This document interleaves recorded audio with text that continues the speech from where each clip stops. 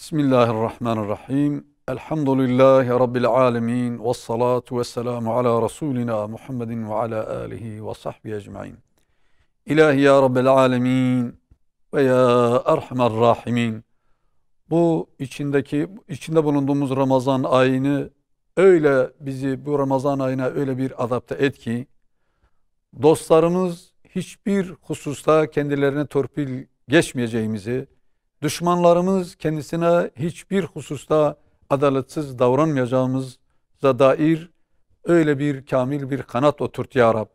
Ya Rabbi, toplum içerisindeki ibadetimizi ticaretimizle, fikrimizi ziraatımızla, alacağımızı vereceğimizle, elbisemizden, konuşmalarımızdan, kalkıp oturuşumuzdan, aile içerisindeki hal ve hareketlerimizden, akraba ve dostlar arasındaki duruşumuzdan, senin bize bakan senin dinini hatırlayacak, bizi gören Allahu Teala'nın Resulünü hatırlayacak, bize bakan Kur'an-ı Kerim'in ahkamını hatırlayacak şekilde bizi kemale ulaştır ya Rab.